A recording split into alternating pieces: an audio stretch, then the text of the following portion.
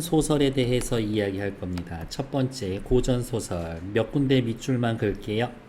조선 초의 김시습의 한문소설 금오신화를 효시라는 말 자체는 최초라는 뜻입니다. 가보개혁 이전까지의 소설을 가리킵니다. 고전소설의 주제는 선한 주인공, 행복한 결말, 권선징악이 교훈이다. 인물은 성격이 안 변해. 나쁜 놈은 끝까지 나쁜 놈이야. 착한 아이들은 끝까지 착한 아이고, 평면적인 인물. 사회의 어떤 계층이나 공통된 성격을 대표하는 전형적 인물이 등장을 합니다.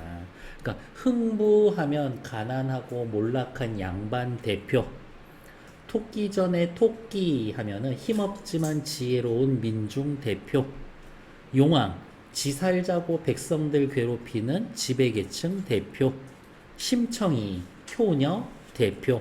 그래서 CF 홍길동전에 나오는 홍길동은 전형적인 인물이 아니라 이런 애가 없어.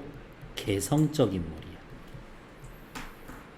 어디 가도 없는 애들이야. 길동이 같은 애들은. 구성은요, 고전소설은 구조가 단순해. 태어나서부터 죽을 때까지 시간의 흐름에 따라 일대기적으로 구성이 됩니다. 시간의 흐름에 따라를 다른 말로 추보식 구성, 순행적 구성, 순차적 구성, 이러한 말들을 써줍니다. 고전소설은 우연성과 비현실성이 드러납니다. 비현실성 위에다가 전기적 요소 써놓읍시다. 예를 들면 도수를 쓴다던가, 위험에 빠지면 항상 누가 와서 구해줘. 우연히. 필연적인 상황이나 원인에 의해 사건이 벌어지기보다는 필연적 X, 우연한 계기에서 사건이 이루어집니다. 사건이 펼쳐지는 공간에 비현실공적인 공간이 나타나고, 어디 있을까? 신선들 사는 선계, 하늘에 사는 사람들이 사는 세계, 천상계, 죽은 사람이 살아 돌아온다거나 도술로 문제를 해결하는, 여기 있네, 전기성이 두드러진다. 고전소설의 유형은요, 여러 가지가 있는데 얘네들은 한번 읽어보시면 되고, 빨간색으로 체크. 이 단원에서 중요한 건 요거지. 판소리계 소설. 판소리 사설이 소설로 정착된 거. 그러니까 판소리가 있어. 사설은 판소리, 입에서 입으로 전해지는, 구전되는 걸 글로 써놓은 거야. 그런 아이들이 소설로 정착됩니다. 그럼 당연히 판소리계 소설에는 판소리의 흔적이 남아있겠지. 그게 시험 포인트. 다음 페이지. 심청전 할 거고요. 옆에 판소리계 소설, 그러네, 특히 중요하다라고 했더니 따로 이렇게 체크해 놓죠. 우선 운문과 산문의 결합, 운율이 있어. 줄글이야. 판소리의 소설은 판소리 사설의 영향을 받아서 창작됐기 때문에 판소리의 성격이 있습니다. 판소리는 창, 안일이, 발림으로 구성이 되는데 헷갈리면 안 돼. 판소리랑 판소리 소설 다른 거야. 창은 노래하듯이, 안일이는 말하듯이, 발림은 몸짓이에요. 창은 노래하는 부분으로 운문적인 요소, 사설은 이야기하듯 너끌어가는 부분, 산문적 요소. 이에 따라 판소리 소설은 산문과 운문의 성격이 결합되어 있습니다. 이런 느낌이야. 심청전을 쭉 읽다 보면 군데 운율이 느껴지는 부분이 있어. 보통 3, 4조 글자 수가 3개, 4개, 3개, 4개 반복이 되거나 사음보로 끊기거나 그럴 거예요. 늘 그런 건 아니지만 요 운문적인 요소는 글자 수가 3, 4, 4, 4가 반복이 되는 사음보 율격을 지니는 부분이 길게 이어져 있다. 그리고 이런 부분이 또 재미있는 부분이야. 다음, 구어체와 현재 시제 사용으로 현장감을 부여해 줍니다. 판소리계 소설은 판소리 창자가 서술자가 되어서 이야기를 전달하고자 합니다. 엄청 중요한 개념이에요. 판소리 창자가 소설의 서술자가 됩니다. 판소리 창자가 소설의 서술자가 된다. 중요한 부분이에요. 판소리는 소리꾼이 청중을 모아놓고 구어로 이야기를 전달. 판소리, 소리꾼, 일상의 구어. 판소리 공연은 특정 공간에서 직접 관객을 대면하기에 현재형으로 표현이 된다. 이와 같은 판소리의 공연성과 현장성을 이어받아서 판소리계 소설은 구어체와 현재 시제를 통해 현장감 있는 표현이 나타난다. 그 다음에 옆에다가 CF 주로 이러한 부분 찾으면 돼. 뭐뭐 하는 것 보소. 뭐뭐 하는 것 좀 한번 보쇼. 이러한 부분들 그거 들어가는데 찾으면 돼. 이렇게. 다음 고전 판소리계 소설에서는요, 전지적 시점과 편집자적 논평이 있다. 고전 소설은 일반적으로 작품 밖 서술자가 3인칭,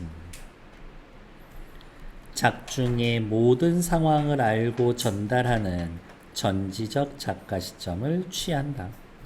판소리계 소설 역시 전지적 작가 시점으로 서술이 되는데, 판소리의 소리꾼에 해당하는 판소리계 소설의 서술자는 전지전능한 입장에서 사건의 전모나 인물의 속마음 알고 전달하고 그에 대한 자신의 감정이나 평가를 드러내는 경우가 있다.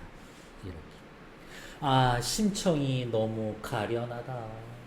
신봉사 어찌 불쌍하다고 아니하겠는가? 이런 부분. 서술자가 표면에 드러나 상황이나 인물에 대해 주관적 논평을 하는 것을 편집자적 논평이라고 한다. 심소저가 그 글을 품고 눈물로 이별하니 차마 못 볼 지경이더라. 이러한 부분. 서술자는 상황에 대해 묘사하며 차마 보지 못할 지경이라고 평을 내리고 있는 것이다. 시험 문제는 어떻게 나와요? 요거를 줘. 이거를 줘. 이거에 해당되는 부분 찾기, 기억, 니은, 디귿, 니은, 미음. 이거를 줘. 기억, 니은, 디귿, 니은, 미음 그어놓고 관계 있는 거, 관계 없는 거 찾기. 이거 안 줘. 여기를 줘. 이런 거. 이거와 같은 표현 찾기, 다른 소설의 1, 2, 3, 4, 5번. 그런 식으로 물어볼 거야. 그래서 그거와 관련된 문제 유형은 그 정도이다 라는 것들. 옆에 살펴볼게요. 심청전은 판소리가 소설이 된 판소리계 소설. 효녀 지은설화, 인신공희설화. 인신공희설화는 사람을 제물로 바칩니다.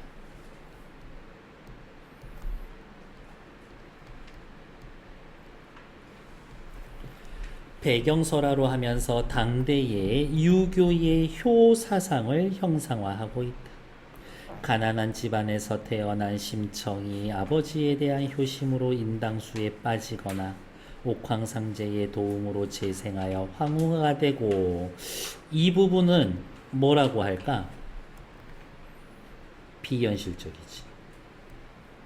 비현실적 요소가 있어. 아버지를 다시 만나서 행복하게 살았다는 이야기. 고전소설의 행복한 결말 구조. 엄마 어떻게 됐는지 알아요? 심청이 낳고 며칠 안에 죽어. 그리고 하늘에 가서 선녀가 되어 있어. 아마 얘기할 거예요. 그래서 인당수에 빠졌는데 연꽃에 휩싸여서 용궁으로 가지.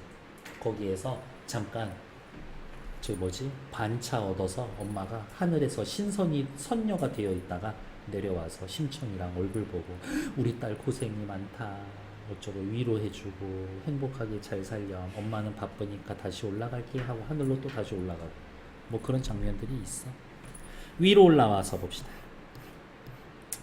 고전 소설이고요. 판소리계 소설입니다. 그럼 옆에다가 화살표 해야지. 어디에서 오는 거야? 판소리. 사설. 교훈적이고요. 비현실적이고 우연적입니다. 비현실적이다 라는 말 대신에 전기적 요소가 있어. 중국 송나라 황해도 황주 도화동 효녀 심청에 대해서 이야기합니다. 줄거리는 다 아실 테고요. 특징, 유교의 가치인 효를 강조한다. 전반부는 현실적인 공간, 지상, 인간계.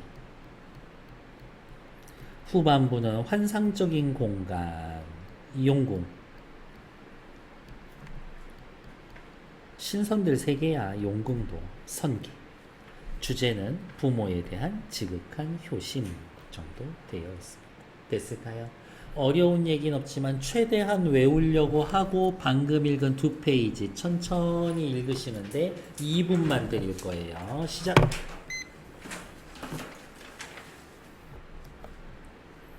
외우려고 심청전 잘 생각해야 돼. 고전 소설이었었고요. 판소리계 소설이었어요. 우리가 해야 할 건 판소리 사설에서 넘어온 건데 어떠한 흔적이 남아있는지 고전소설 자체의 특징에 대해서 확인하셔야 돼요. 대부분 학교에서 심청전 지문 나오잖아. 1번 첫 번째 문제 이와 같은 글의 갈래상 특징으로 알맞지 않은 것은 이라고 해서 오늘 배운 첫 페이지 그걸로 OX 만들어서 나올 거야. 심천전 작자 미상입니다. 누가 지었는지 몰라. 어디에서부터 오는 거예요? 배경 설화가 있어요.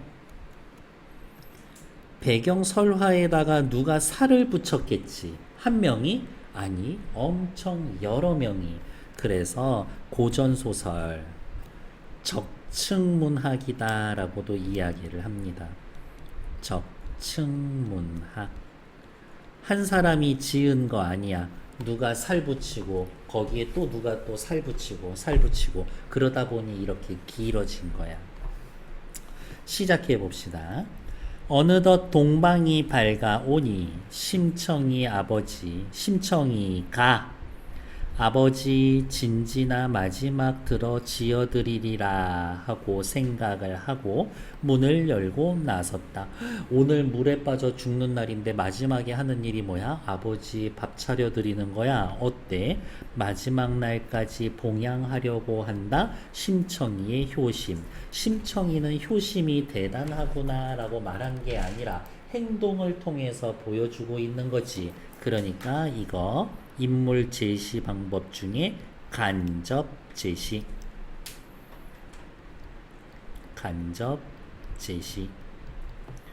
문을 열고 나가는데 뱃사람들이 살인문 밖에서 오늘은 배 떠나는 날이니 쉽게 혹은 의미상 여기서 빨리 갑시다 이렇게 심청이를 재촉해요. 그런데 잘 봐. 뭐뭐 해 주시오 라고 해서 내가 돈 주고 우리가 돈 주고 심청이 산 거기는 하지만 말은 엄청 공손해. 이래서 옆에다가 그냥 공손 이렇게만 써놔도 됩니다. 심청이 이 말을 듣고 얼굴빛이 없어지고 아연실색 손발에 맥이 풀려서 목이 메이고 정신이 어지러워 심경을 묘사했습니다. 걱정과 안타까움이 있어요. 이것도 역시 간접 제시. 뱃사람을 겨우 불러서 여보시오 뱃사람들 나도 오늘이 배 떠나는 줄 이미 알고 있으나 내 몸이 팔린 줄 아버지가 아직 모르십니다. 아버지가 걱정할까봐 혹은 딸내미 그렇게 팔아먹는 거에 대해서 반대할까봐 말하지 않고 있었지.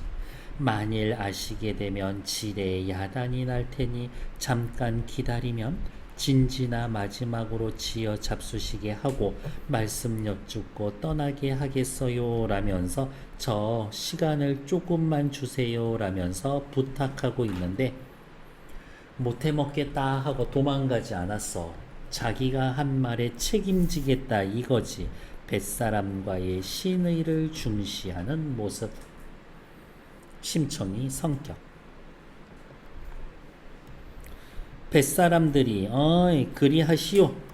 심청이를 이해해줘. 확실히 이 사람들 공손해. 심청이 들어와 눈물로 밥을 지어 아버지께 올리고 상머리에 마주 앉아 아무쪼록 진지 맛있게 잡숫게 하느라 자반, 우와 분명히 엄청 가난한 집인데 자반, 고등어 자반, 생선, 고기 입에 넣어드리고 김으로 쌈을 싸서 수저에 놓으며 진지를 많이 잡수셔요 라고 말을 했다. 슬프다. 신봉사는 오늘 딸 죽는 줄도 몰라. 비극적 상황을 인지하지 못하는 신봉사. 그러니까 더 비극적인 거지. 신봉사에게는 딸이 오늘 죽는다라는 정보가 부족해. 정보가 부족해. 하지만 이 글을 읽고 있는 누구에게 독자는 정보가 있어. 독자는 정보 있어. 이런 걸 정보의 비대칭성이라고도 이야기를 합니다. 우리는 아는 얘기를 심청이 아버지는 몰라. 야, 오늘은 반찬이 유난히 좋구나. 네 집 제사 지냈느냐? 평상시와 다른 상차림. 신봉사의 추측. 하나 더 알 수 있지. 심청이는 누구네 집 제사가 있으면 거기에서 일하고 제사 음식 얻어온 적이 많아. 이렇게. 그날 밤에 꿈을 꾸었는데 꿈에다가 네모치고 부자가는 천륜지간이라 꿈에 미리 보여주는 바가 있었다. 빨간색 체크.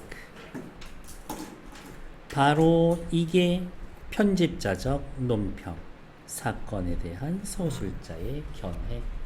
이렇게 이날 꿈을 꿨는데 그 꿈이 사실은 일종의 예지몽이더라고. 예지몽. 아가 이상한 일이 있더구나. 어제 꿈을 꾸었는데 네가 큰 수레를 타고 한없이 가더라고. 수레 1번 멀리 탄다. 비극성 강화. 수레 타고 멀리 떠나갔다. 2번 평민들은 돈이 아무리 많아도 수레 못 타. 높은 사람들만 탈 수 있어. 심청이의 앞날을 암시하는 복선으로서의 기능을 한다. 네가 큰 수레를 타고 한없이 가더라. 그래서 우리는 뭘 알 수가 있어? 심청이 이제 죽나 보구나. 전체적으로 봤었을 땐 황후가 되는구나. 요것을 암시하는 부분으로 볼 수 있다. 우리 집에 무슨 좋은 일이 있나 보다. 딸내미 죽는지도 모르고 좋은 식으로만 해석해. 꿈보다 해몽. 장승상 댁에서 가마 태워 갈라나 보다. 장승상 댁의 마님이 심청이를 엄청 이뻐해. 자기 딸처럼 키우고 있어. 이렇게 보살펴주고 있어. 심청이는 그런데 알고 있지. 저 죽을 꿈인 줄 짐작하고 둘러대기를. 아버지 그 꿈 참 좋네요. 심청이의 효심. 역시 효심이 넘치는 심청이 간접 제시. 진지상을 물려내고 담배 한 대 태워드린 후에 밥상을 앞에 두고 먹으려고 하니 간장에서 썩은 눈물이 눈에서 솟아나고 슬픔. 아버지 신세를 생각하며 저걱 죽을 생각을 하니 걱정. 저 죽을 생각을 하니 두려움. 정신이 아득하여 몸이 떨려 밥을 먹지 못하고 물렸다. 그런 뒤에 신청이 사당에 하직을 한다. 조상의 신주를 모셔놓은 집에 하직을 한다. 이것도 크게 보면 효사상이지. 조상님들에게 인사하는 거니까 이것도 크게 보면 효예요. 다시 세수를 하고 사당문을 가만히 열고 아버지께 하직 인사를 올렸다. 이제 사실을 자백하는 거야. 고백하는 거지. 못난 여손 심청이는 아비 눈뜨기를 위하여 인당수 제물로 몸에 팔려 감염다. 아버지를 위해 자기 희생을 하고 있습니다. 인신공양. 몸을 바치는 거지. 조상의 제사를 끊게 되오니 사모하는 마음을 이기지 못하겠습니다. 빨간색 체크. 사랑합니다. 아니야. 우러르고 받들어 마음속 깊이 따른다. 이러한 마음을 이기지 못하겠습니다. 조상님 죄송합니다. 이제 더 이상 제사 지낼 자손이 없네요. 제가 그 대를 끊기게 했습니다. 죄송해요. 심청이는 지극한 효심을 지니고 있는 인물. 이별을 앞두고 심청이는 슬퍼. 하지만 신봉사는 몰라. 신봉사는 모르기 때문에 비극성이 더 심화가 돼. 신봉사가 꾼 꿈의 기능 중요하다고 아까 별표했었죠. 별표. 심청이가 큰 수레를 타고 간다. 1번 심청이 죽는다. 2번 황후가 된다. 죽는다. 비극성 강화. 황후가 된다. 복선의 기능. 이렇게 심청이와 관련된 효녀 지은 설화 있습니다. 요거 읽고 뒤로 넘어오세요. 봅시다. 울며 하직하고 사당문을 닫은 다음 아버지 앞에 나와 두 손을 부여잡고 기절해. 그만큼 슬프고 충격적이다라는 거지. 신봉사가 깜짝 놀라. 아가 이게 웬일이냐. 정신 차려 말해보거라. 심청이가 대답하기를 제가 못낸 딸 자식으로 아버지를 속였습니다. 공양미 300석을 누가 저에게 공짜로 주겠습니까? 이제 자백하는 거지. 남경 뱃사람에게 인당수 제물로 몸을 팔아 오늘이 떠나는 날입니다. 저를 마지막으로 보시죠. 당대의 민간신앙 뱃사람이 인간을 제물로 바쳐 뱃길에 안녕을 도모하는 이러한 풍습이 있었다 이거지. 이렇게 실제로 있었던 거예요. 나은이 자! 안 깨우거나 조용히 나갈게.